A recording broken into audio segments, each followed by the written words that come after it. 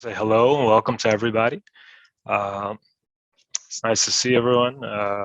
Austin English is a artist, a writer, a professor, and I'm a history teacher in the Bronx. I'm also a fellow in the academy. I've been really lucky to participate in a number of master classes over the years. They've been so great. Really love them. I sort of consider myself just a recipient of really cool experiences because of the academy. So it's great to be here. Um, the subject today is the art of George Herriman and Krazy Kat, neither of which I ever heard of before a week ago. So uh, when I got the email, I was initially attracted to the subject in general, cartoons and identity. And the more I read and the articles I thought were fantastic, uh, I had sort of a personal connection to some of the ideas that I was reading about. I used to love comics growing up, mostly comic books. As a kid, from my apartment, I could walk to any number of comic book shops, maybe two or three of them, right? Physical stores. And then at some point, it just became uncool to read them, and my parents would bug me, what are you reading there? Is that your homework or something? So uh, stopped reading comic books, but I still love to draw. And it was great to learn about George Harriman, and a little sad to read that it's a person who's masked his identity. This is a person who's so influential, and at the same time been co-opted, maybe without the due respect. So I learned a lot just from the reading, and I'm excited to hear more. Uh, Mr. Austin English, Professor Austin English. I'm not sure what I should refer to you as, Austin's but fine. all right, Austin. That's right. I Especially like that. I with like it. with people who are probably much more experienced teachers than I Okay. am, and I should just start off by saying that especially people that are at school right now or maybe on a break, it's really an honor to be able to talk to you guys, and I hope that I make the next 35-40 minutes worth your while, and then we can talk about the stuff together a little bit. Should I share? Should I just share my screen here? It's been a little bit since I've done this, but let me make sure. Do you guys all see a wood paneled image with a cartoon character in it? Okay, so we're gonna talk. This is an image of Harriman's art used by another artist, Sherry Levin. So we're gonna start off by talking about Harriman a little bit, and but the first two sections of what I'm going to talk about, we're going to try to define what Harriman does kind of in the negative, talking about maybe misconceptions about what Harriman's art is, not necessarily malicious misconceptions, maybe just things people are missing.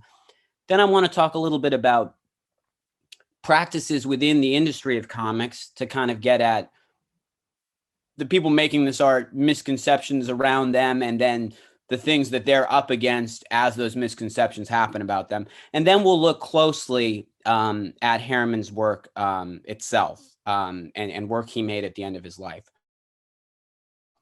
But I want to start off with this image by, and I should also say, if my internet crashes for a second, I will recover and come right back to you, but I'm sure you guys are used to that. So this is an image by Sherry Levine, the artist Sherry Levine, made in the 1970s. It's called Untitled Mr Ostrich, number 4. And you can see this image is in the permanent collection of the Museum of Modern Art. They rotate it in and out of their halls. I saw it once just walking through there without planning to see it. And Sherry Levine is a pioneer in appropriation art. And I think her project is really interesting. And I'm not talking about her project as if it's something bad. I think it's just interesting to talk about in relation to Harriman. What she's done here is taken a George Harriman image from his comic strip, and she's recreated it on a wood panel and presented it without context. And Sherry Levine's project, we can go to another image by her. This is an image of Walker Evans that she took and put on a wood panel. Her project, I think, is really prescient and has a lot of value. She takes work by quote unquote great male artists and recreates it without context and hangs it in a gallery context or a museum as her own, right? But when we look at this image by Walker Evans that she's recreated, we have some kind of context for this image. This is, you know, the image that without it being reprocessed onto a wood panel. Even if we don't know anything about art or we don't know anything about Walker Evans, just a general viewer is going to have some knowledge that this image was important in American history in some way, says something about the Depression era, about Depression era America. And that when we see this image by Levine, we know that it's some kind of commentary, and we were able to confront the image in that way. We know that it's an artist commenting on another artist. What that commentary might be can be left to us. We can confront it in our own way. But we do have some knowledge that something is being said here about a piece of work not made by Levine. But when we look at this image, that might not be so clear. The first image that we see, the Herriman image, is taken from a Krazy Kat strip, and I'm just going to show some Krazy Kat images really quickly before we look at them more in detail later. This is just some of Harriman's artwork, and this is a photo of George Harriman taken when Krazy Kat is running. I believe this photo is from the 1930s. Harriman started working in comics at the turn of the century, and is Krazy Kat is a work that he starts in the 1920s. He's been working in newspaper comics for 20 years at this point. And it's important to stress that while different forms of cartooning had been in existence for probably, you know, depending on what your definition of comics is, for either 100 years prior to the turn of to 1900, especially in Europe with artists like Topher, Wilhelm Busch, Franz Masriel. What we associate as comics now, modern cartooning, panel-to-panel comics that is still dominant in a pretty consistent form today, really begins in this country around the turn of, you know, in the early 1900s, right? So, and Harriman is there at the beginning. He's not doing his defining work early on, but he's one of the first people to work in newspaper sequential comic book storytelling. Krazy Kat, done in the 20s, is what he's most known for. And, you know, the standard thing to say about it is that while it wasn't that popular, it was very critically acclaimed. You know, it's one of those things that people like Picasso loved it. Noted art critics like George Seldes wrote appreciations of it. There was an early kind of indication that the comics form had some ability to express some kind of poetry within it, something beyond, you know, comics prior to Krazy Kat, usually lots of ethnic humor made by immigrants about the immigrant experience, vaudeville, slapstick, beautiful cartooning, but maybe not something explicitly poetic like Krazy Kat. So the first thing to say about Harriman, this person that Levine is appropriating from, is that he's not just, he's a pioneer of, he's one of the first practitioners of an explicitly American art form, or a very dominant American take on a somewhat defined art form. And he isn't just one of the first people to work in this mode in an American art form. He's one of the first people to give it a real artistic expression. The other thing that we can say about Harriman is that his work appeared in William Randolph Hearst newspapers, and even if it wasn't the most commercially popular strip, it was read by hundreds of thousands of people because the Hearst newspapers covered the country, very, very wide circulation. Harriman himself nicknamed himself the Greek, and people thought that he was Greek, but he was in reality from a mixed-race Creole background, which he concealed. He didn't do there's not much work around him concealing it. He just called himself Greek and did what is called passing. He passed for Greek and didn't make his true ethnicity public.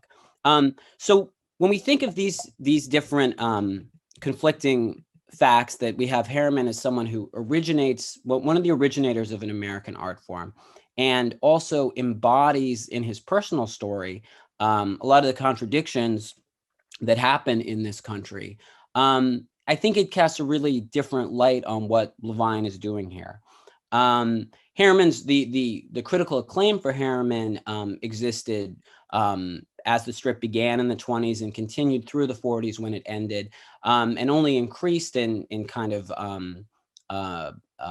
notoriety for the critical appreciation of his work without anyone knowing the personal aspects of Harriman's life. So his personal aspects have nothing to do with the strip's artistic notoriety.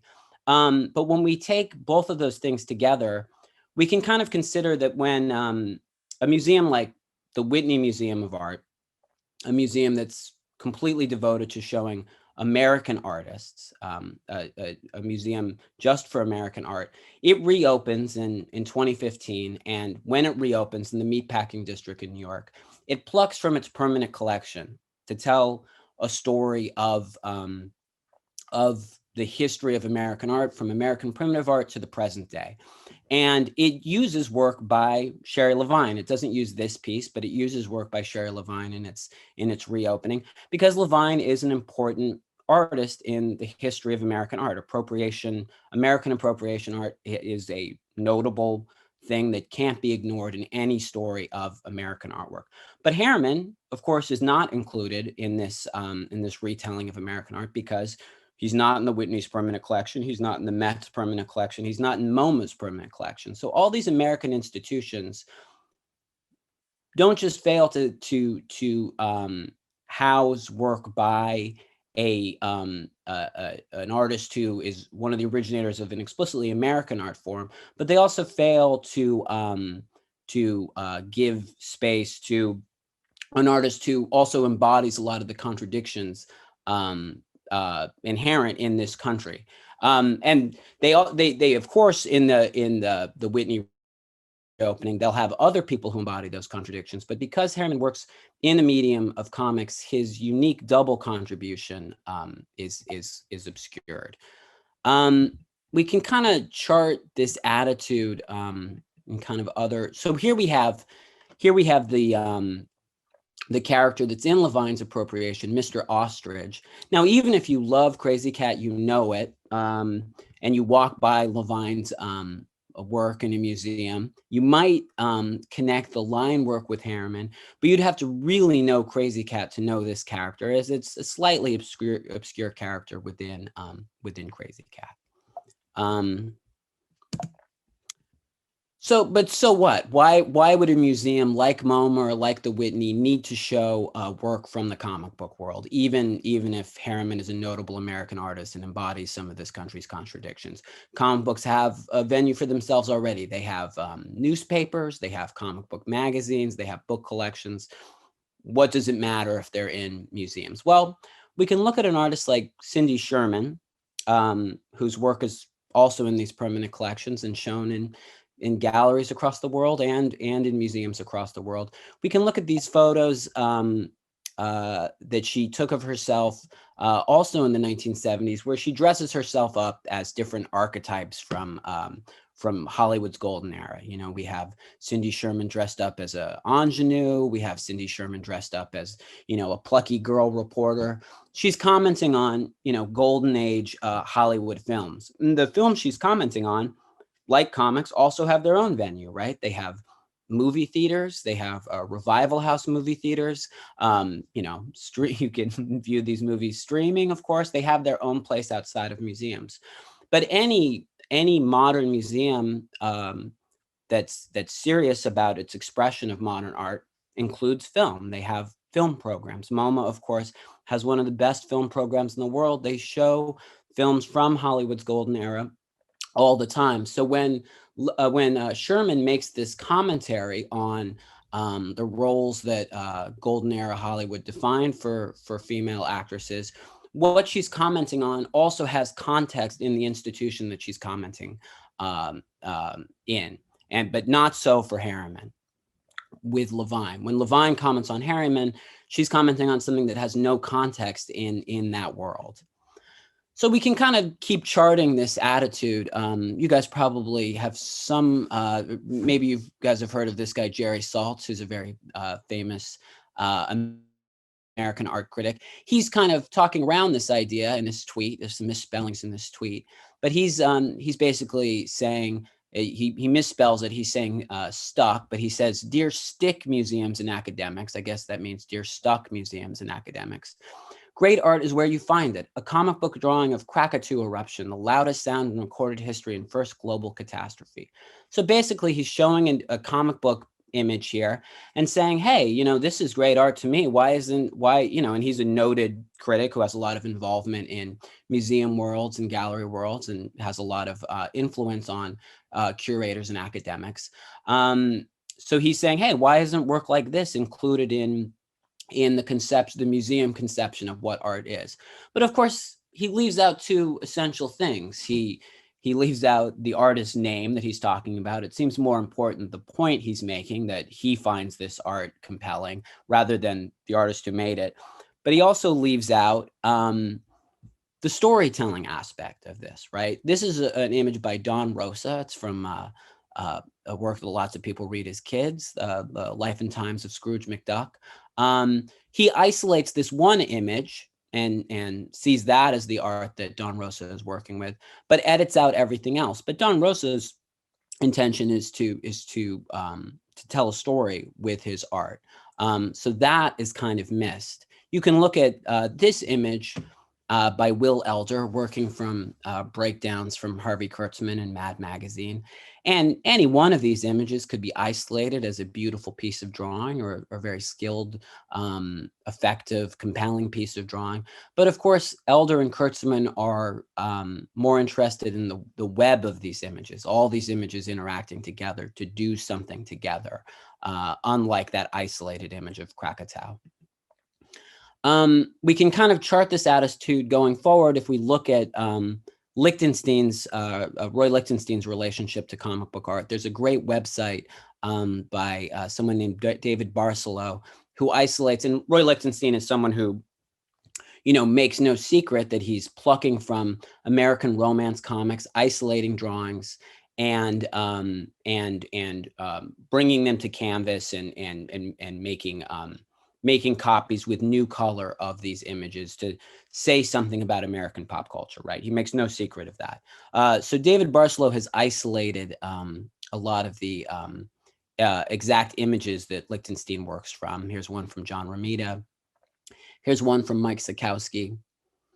But I think when we look at these artists themselves, when we look at it, this is a Mike Sekowsky page, there's something different happening with these images than Lichtenstein reduces them to. And of course, that's his right. He's making a commentary that doesn't have to be the same point that these artists are making.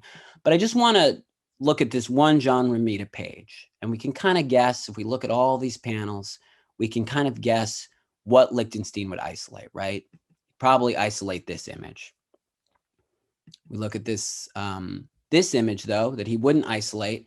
And the story that Lichtenstein is telling us about American pop art forms like comics, he wants to define it as this, a very simplistic, overly emotional moment, as some kind of commentary on what American art is about. Very simplistic, very histrionic in its emotions, right? But the truth of American art is usually on the same page and not emphasized by Lichtenstein. We have this the same artist Romita on the same page. This image has a lot more dissonance to it, a lot more emotional ambiguity to it. It's a lot sadder, a little bit more alienated, and I think more true to what these comics express, that there's the real lesson of American art is that it's very eccentric and very strange. We can look at this Mike Sekowsky image. We can guess which image Lichtenstein would isolate. Of course, it would be this one. but probably not this one, where there's a lot more. There's a lot. It's a lot stranger what's happening with these facial expressions. A lot more for us to read into. Essentially, what Lichtenstein is recoloring these images, right? And he's, we could say on one level, he's making a commentary on, slavish American attitudes to the superiority of European art, and he's making an American statement that you can color these things straight out of the tube and have very simplistic colors. But in using comic books as his vehicle for that, he really is also obscuring the subtlety of coloring in American comic books. We have this coloring work by Adrian Roy in a Jim Aparo Batman comic, very subtle coloring. Marie Severin, it's usually women who did the coloring in these comics. We have Marie Severin's very nuanced coloring of this EC Haunt of Fear cover. So Lichtenstein's coloring really has very little to do with comic books. It really has a lot more in common with something like the color scheme we might see on Fox News, right? Where it's really trying to sell you on paying attention to things. Very bright colors. We look at this screen cap from Fox News. Not a lot of difference between that and this image from Lichtenstein. So Lichtenstein uses comics to make some kind of commentary on American art or American life, but it really seems to be selling you on itself more so than it's making a correct commentary on what cartoonists are doing or what the work they were involved in was doing. And we can kind of compare that to Levine's use of Herriman, and there's some key element with this art form missing from people's conception of it. So before we go and look directly at Harriman's work, I kind of want to add another layer of talking about what happens with comics.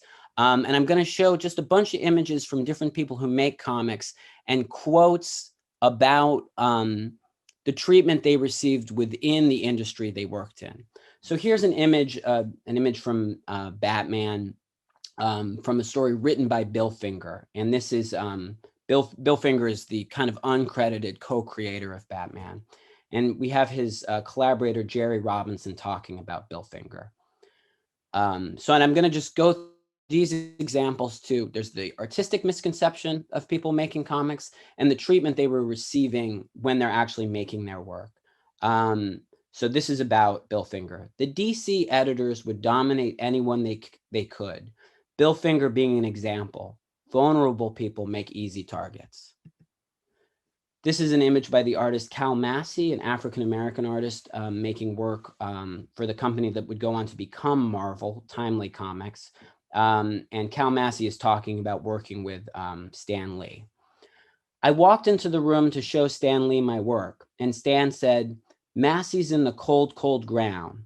I sat down and he said, "Messy, Massey."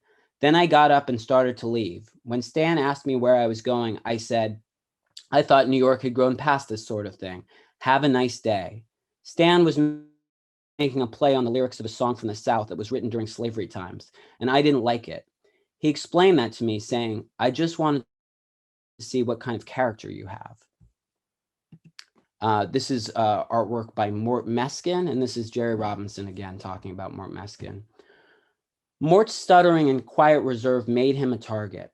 Most editors knew little about art, but they had valid judgments about writing and storytelling. So anytime they saw something that didn't match their interpretation of the script, they'd critique it. What we, the artists, did, and we never told them, was to change the script if something wasn't workable. So now we're back to Cal Massey, again talking about his experience with Stan Lee.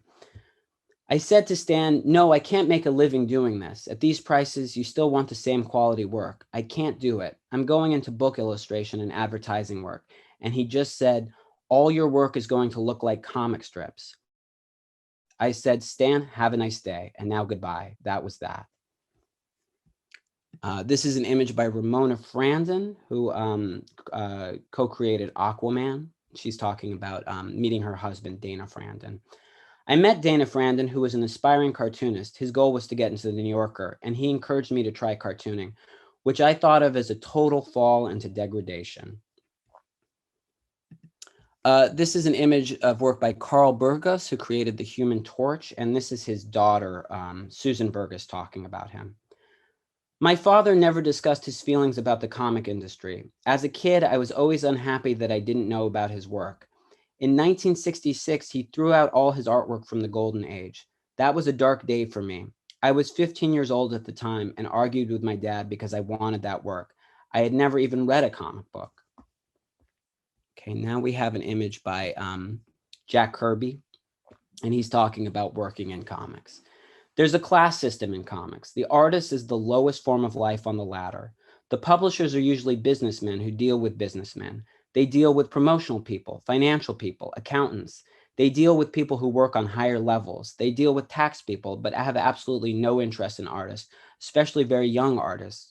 They're not going to be that interested in very young people. But the fact is, very young people are the ones who did the work and enabled these guys to continue the kind of lives they liked. But they never recognize that that the artists are people too.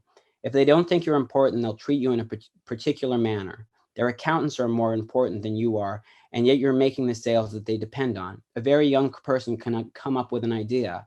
Well, Superman is the classic example.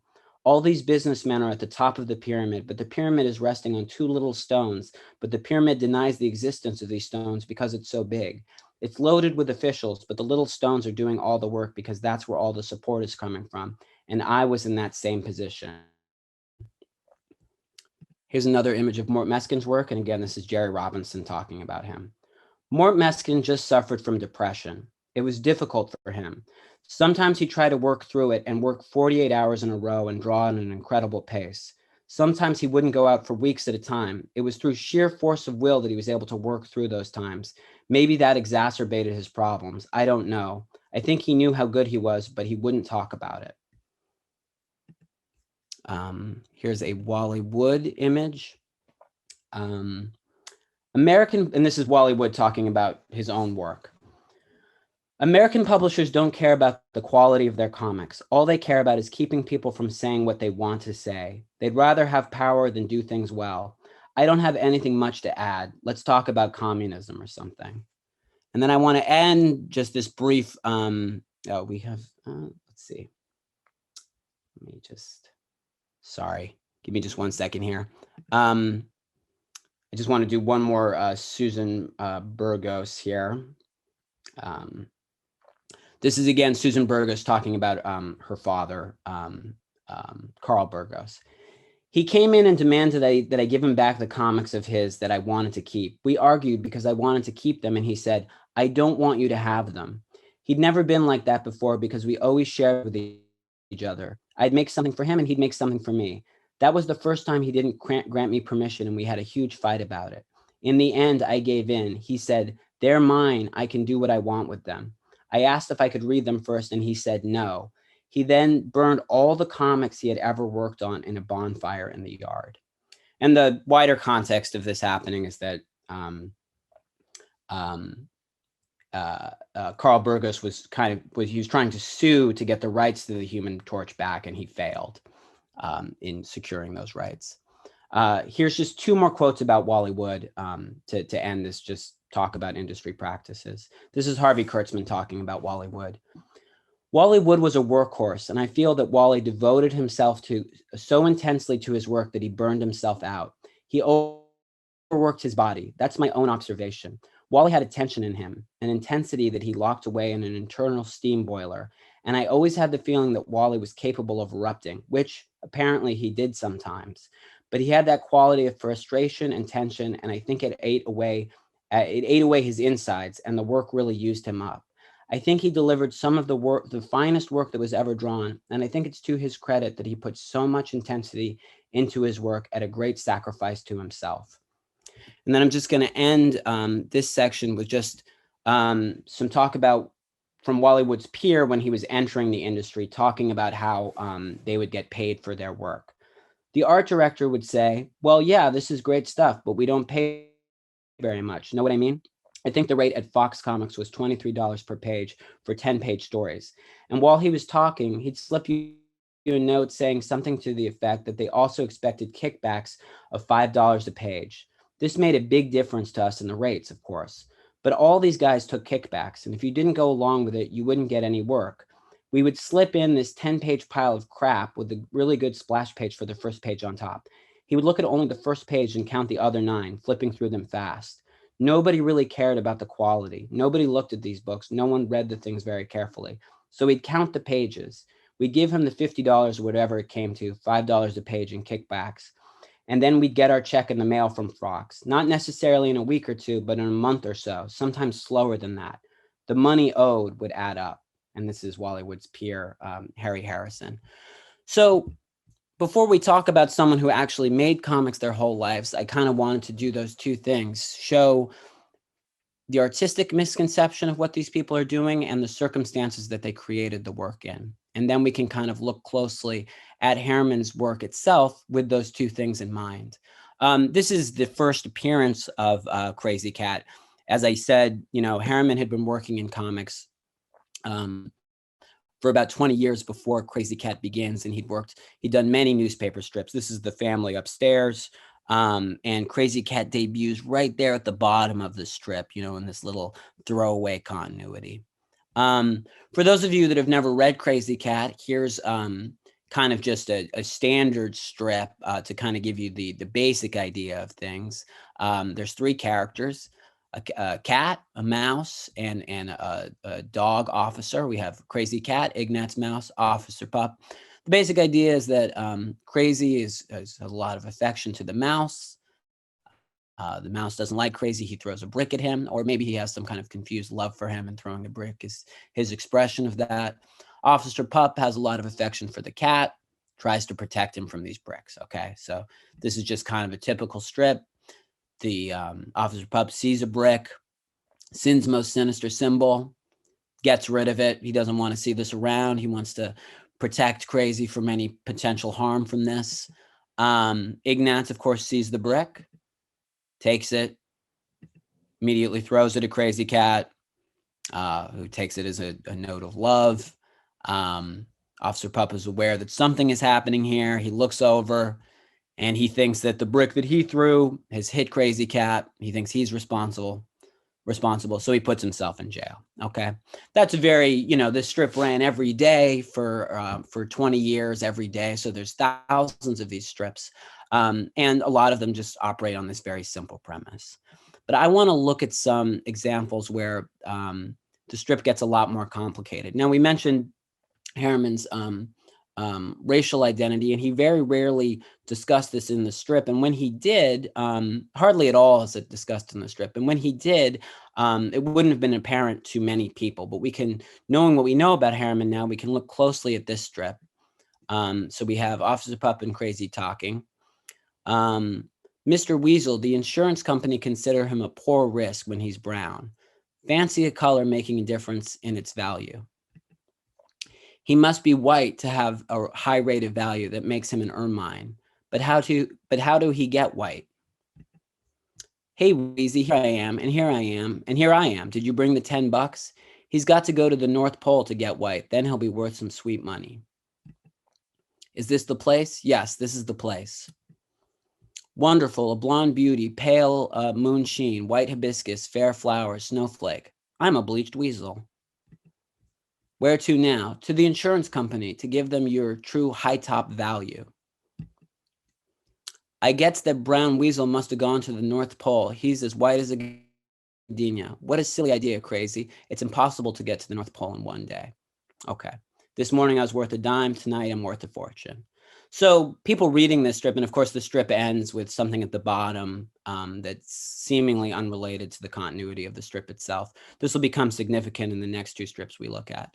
So to someone just reading this day to day, what's the deeper significance? It might be understood the political connotations of what he's showing, but the personal significance would have been obscure to, I would say, 99.9% of people reading this. But there is an emotional poetry to what Harriman is doing that I think is apparent. I want to focus in in the time we have, to look at the last two strips that Harriman drew, the last two Sunday strips. He, in the last years of his life, he'd experienced a fair amount of tragedy. He'd had one of his children die in a car crash. His wife had passed away.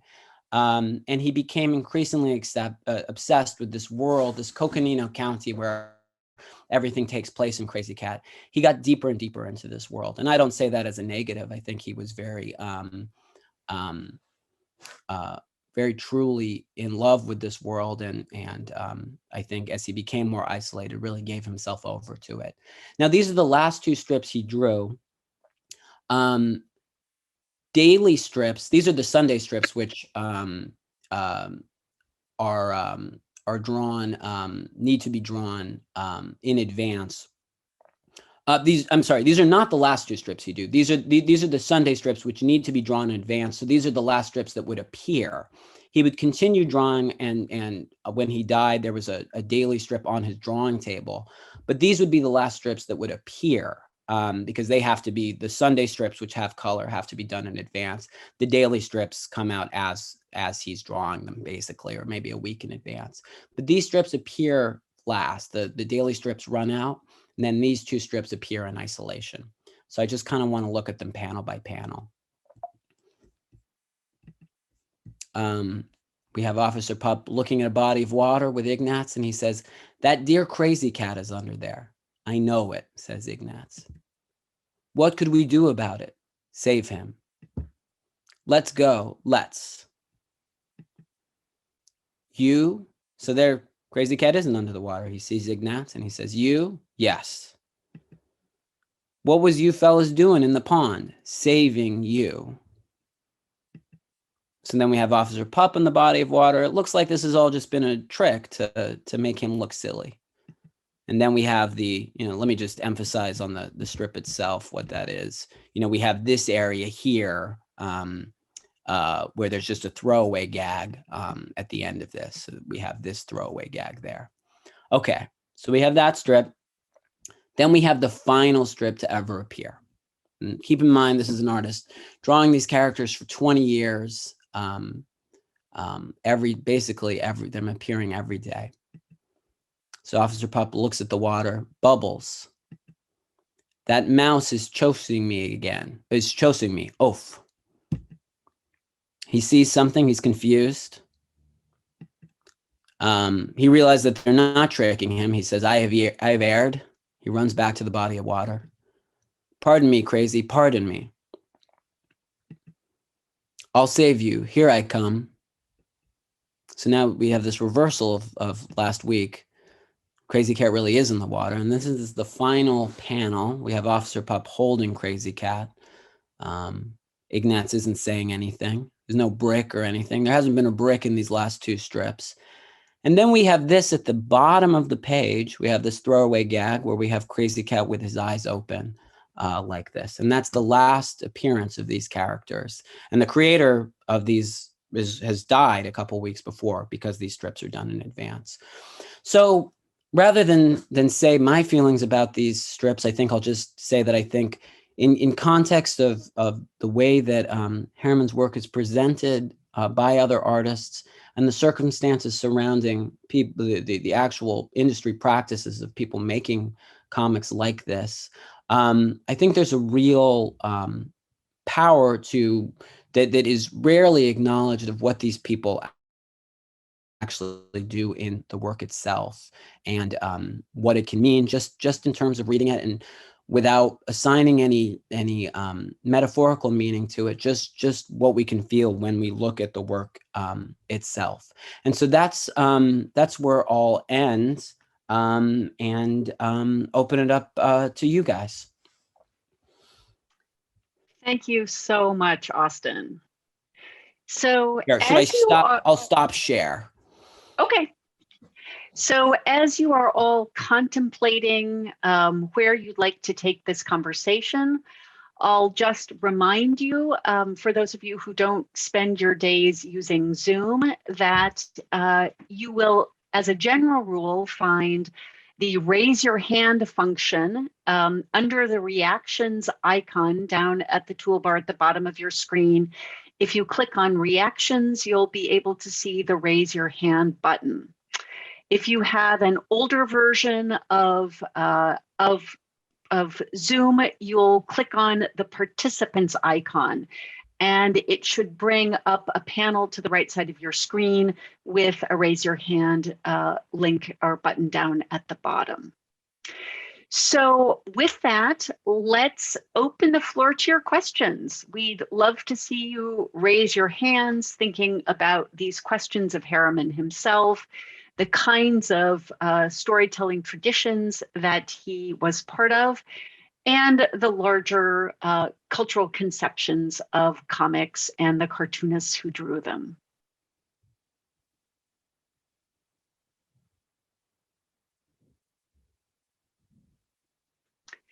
Satyan, jump in. And don't forget to unmute yourself. There you go. I've got it, of course. Austin, thanks. That was great. I have a few questions. Do Harriman's any of his original work, does it survive his panels? So they're not in the Whitney, they're not in the MoMA, they're not here or there. Oh, yeah, where are they? The physical. Yes, no, they exist. I mean, there are galleries that show them. I mean, one of the things that if we had a longer time to discuss these things is that, you know, part of the story is the path that when we go to museums, the path that certain work ends up in museums, usually, as you know, as probably we can surmise ourselves, it has to do with work gaining in value through gallery sales, through certain collectors buying work. And Harriman's work isn't collected in that way. I mean, it's not cheap to buy, but it doesn't have this blue chip narrative around it. And so while there are, and it partly has to do with that there's so many of them, you know, there's kind of a supply and demand with these comic strip artists, you know, they drew something every day. So there's thousands of these. But yes, they exist. And, you know, there's, I think my point, you know, if we go to MoMA today, for instance, they have just images from, they have blow-ups of like a Fritz Lang film on the wall, right? You know, they'll be broadcasting a movie within the galleries. You know, they have their film program, but also in the painting galleries, they'll show the connection between film and painting, and they'll show a classic German expressionist movie, and maybe they'll have an image from that movie on the walls as a blown up photo. So I don't think it's that, I don't think the collecting aspect is necessarily enough to justify the exclusion of this form. And I don't think it's malicious. I just think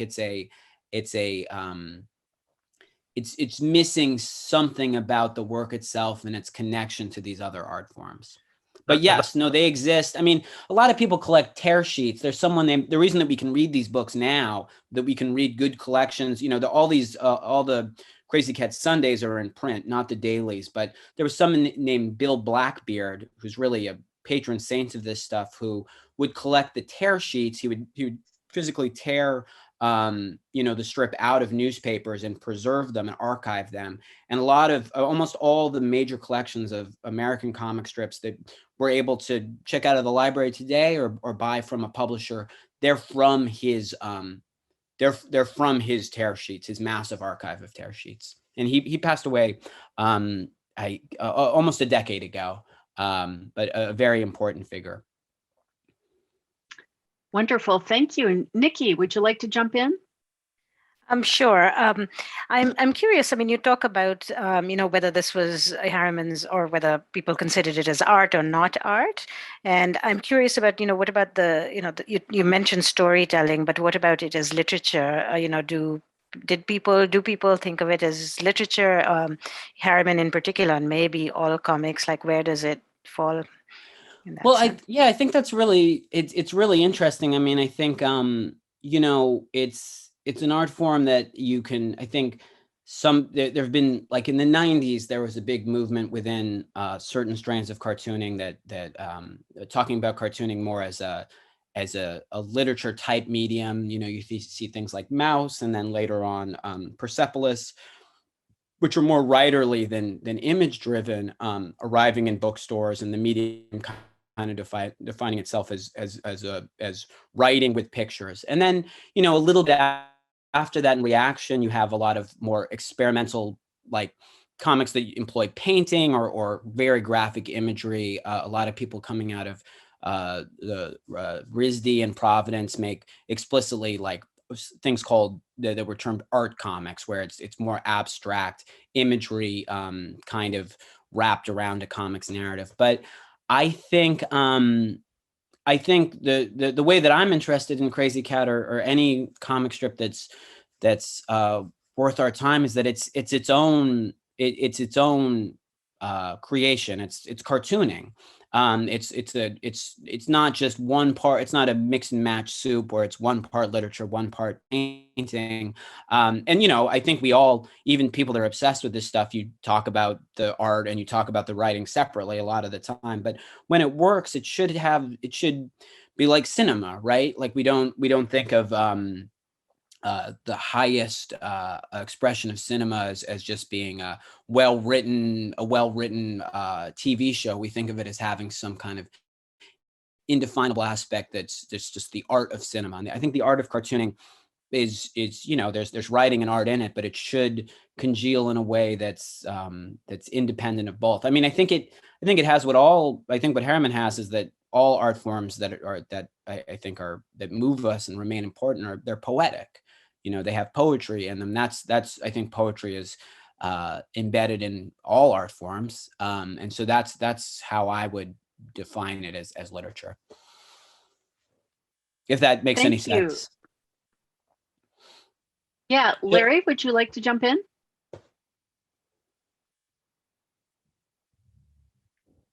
And yeah, there you go. Austin, thank you very much for that. There's a more international appreciation of this work, right? I mean, as opposed to that. But my real question has to do with gender with this particular piece. So you have 3 males in this love triangle. How did that fly in the 20s?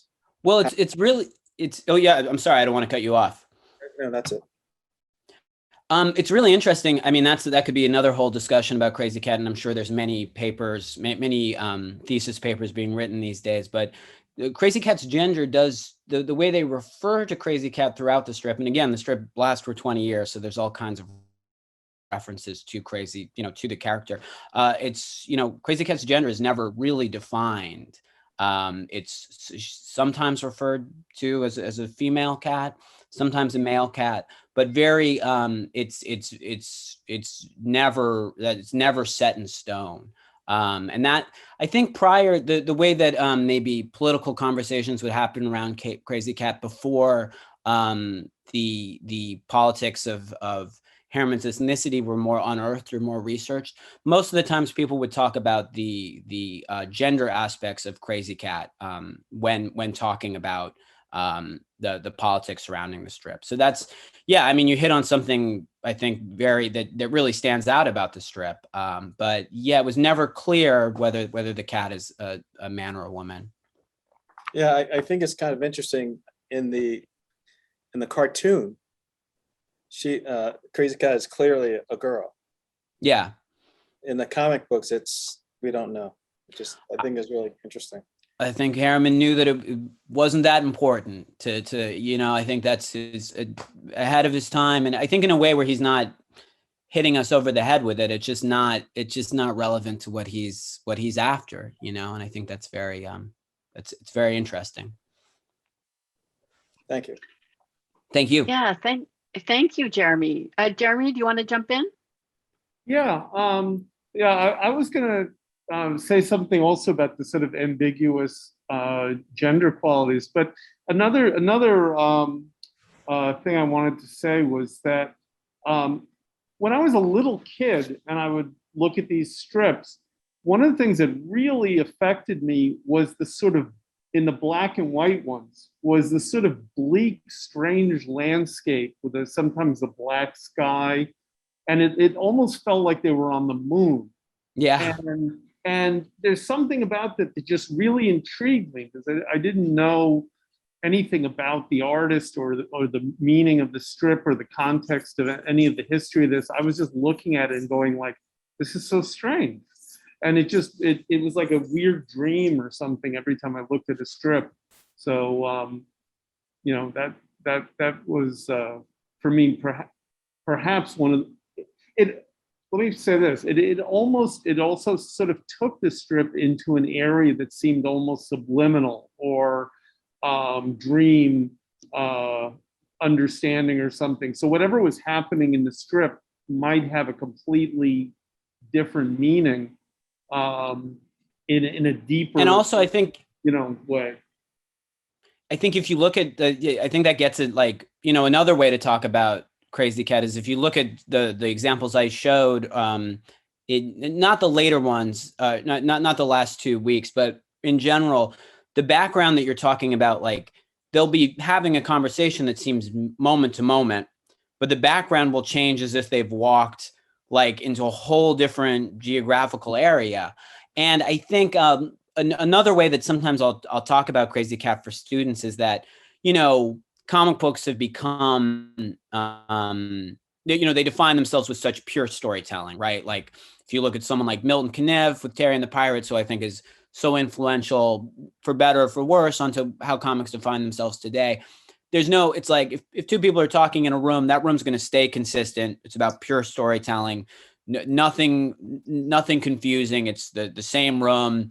Everything in the image is completely communicated without any ambiguity. But Krazy Kat provides this early template that comics don't have to be this explicit storytelling medium, because we have this early master practitioner allowing the backgrounds to not sync up with the time frame of the conversation or the actions. And they do that, you know, then sometimes you know, as we saw in the last 2 strips, sometimes the actions themselves are deeply ambiguous and not completely pure in storytelling, very much like, you know, like how poetry functions, where it doesn't explain itself to you. It tries to move you rather than be prosaic, right? So I think, yeah, those backgrounds can be so, you know, they're also, Harriman is just allowed to express, he has to draw this thing every day. He doesn't have to just sit down and draw the same thing over and over again. He lets himself have as much liberty as he wants to have drawing to drawing and makes it work.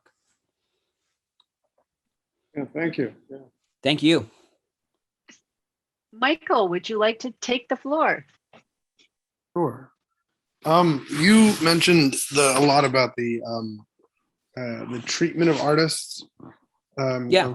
artists throughout your presentation, and Harriman especially. And Harriman's work appears in like MoMA, but it's not his work; it's somebody sort of using his work. Yeah. Do you think that treatment is also an explicitly American thing versus, say, like the European treatment? Because I know when I was in Brussels, I went to the comic museum in Brussels, which featured the Smurfs and Asterix and Obelisk and Tintin. So anyway, that's also. Yeah, I mean, I think it's a weird thing. I mean, you know, there's a whole other tradition in Europe for cartooning, and you know, there's the you know, I think it is a little bit of you know, people talk about European cartooning and say, oh, it's taken a lot more seriously there, and to some extent it is, but it's not as if Asterix and Obelix and Tintin have the same cultural cachet as, you know, as in France. It's not going to be necessarily that Tintin is considered the same as like Camus or something. It's I think they have a lot of appreciation for these artists, but I always hear that they're like, oh, they take this so seriously, but I think they take genre very seriously, and they love comics as quality cartoon, as quality entertainment. I think they have I think it's actually something that's changing here, where they have a very like meaty, you know, they have very high quality, you know, if our American superhero comics are sometimes a bit mediocre or a bit a bit factory produced. You know, there's so many good works that come out of that, but maybe they're kind of rushed. I think the genre entertainment in comics in Europe is, you know, it's a little more lucrative, and artists are allowed a little more time to make very good, you know, quality, maybe on the equivalent of like an HBO series kind of level of genre entertainment. But yeah, I mean, I think they do have a respect for this medium that we don't necessarily have here. But yeah, I think that's probably just could definitely be an American thing, that we don't have a lot of respect in general for things, especially things that don't. I think things change with comics in regards to that now. Maybe with something as simple as social media, like all those examples of industry practices I'm talking about, where these things are happening to artists, or they're being forced to work a lot. I think a lot of those people working in the magazine comic book industry, just the pamphlet comic book industry, first, a lot of times they weren't even credited for their work. And if something was being done to them, if an industry practice was, if they were being treated unfairly, no one's going to know, because for a long time there wasn't a fan press, and there wasn't any venue for them to say like, oh, you know, I'm working on this and I'm being mistreated. I do think I think a lot of these practices still pretty much exist exactly as they were, but there is the ability for artists to communicate directly with their readers, which I think is which I don't think has reversed a lot of practices, but I think it will eventually ensure some kind of protection for artists. But I also think the comic book industry here, despite it being connected to this lucrative movie industry, this billion-dollar movie industry, I think one thing that allows European publishers or European artists to be treated with a bit more respect is that there's more readers for that kind of entertainment in Europe than there are here. I think the audience for American genre comics is a lot smaller than people think it is, and it allows for a little more exploitation because of that, because there's not, you know, people are kind of subject to being offered work and accepting it on any terms. I feel like that gruel is kind of what led Watterson to leave. Oh yeah, well yeah, I mean, and he Watterson had was my favorite of all artists, and one of mine too. And he had the ability, he had the cachet, because he was so loved. He had the power to dictate his own, you know, his own destiny. There's a lot of people that, you know, just don't have that notoriety, but yeah, he did the smart thing for sure. Thank you. So it looks like we've got time for maybe one more question. If anybody would like to come to the fore with a question you haven't heard posed yet. Margaret, do you want to jump in? Yeah, I just was wondering if we have time. Well, one thing in France, when they gave people cultural money, 18-year-olds in the pandemic, it was this huge boost in comics and manga sales, because these 18-year-olds all ran out to buy these because they have this real love and appreciation of it. And in France, there was some controversy, but mostly it was like, great culture, buy it. But my question was about, I'm a humanities teacher, and I teach Anne Frank, the Diary, the graphic adaptation. And I'm trying to expand some use of graphic work in my history and English classes. So I was really just struck by the idea of looking at these panels not separately, which is kind of an instinct to do. But so if you could just talk a little more about this need to look at it like cinema, where you don't sit there and parse out the language versus the imagery, but you look at it holistically. Right. Yeah. You look at it as well. I mean, do you mean like Jerry Saltz isolating that one image rather than showing the full page? I mean, I have thoughts on Jerry Saltz, but I'm going to leave those. Yeah. No, I know. He's an easy, he's an easy pivot to talk about, like, you know, reducing something. No, I just meant how it is an art form. It is a form of literature, right? Persepolis, I've taught before, and now Anne Frank Diary. And I find it's just so empowering for students. So that's why I want to do more of it. Or I even see with my son, I feel like it expands story for them. So this separation of it doesn't make sense necessarily to me. Well, yeah, I think I partly think about that because I know a lot of people I'm close to are people who work in painting or work with single imagery artwork. Yeah. And they're always interested in comics, but they're always like, you know, on their social media, they're always isolating one image or like, wow, look at this, so interesting. And there's nothing wrong with that. I mean, there is all this powerful imagery embedded in this medium, right?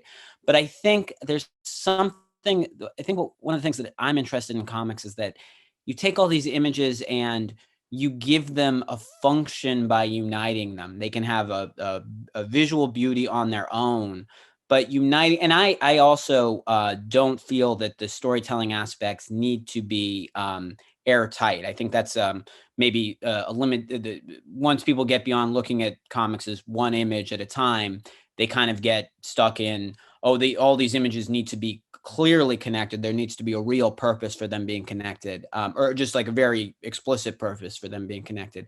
But I do think there's something beautiful about imagery having a function by being bound together, that it's not it's not just an image that's its function is just to be beautiful. Its function instead is to be a web of imagery that needs to bounce off of itself. I mean, I think you can even, let's say you go to a friend's show of some artwork they've made and they've grouped all the work together. I think it's not too much of a stretch to say that the work they've chosen for their solo show of watercolors or drawings has a deeper function in the way they've collected it together than just on its own.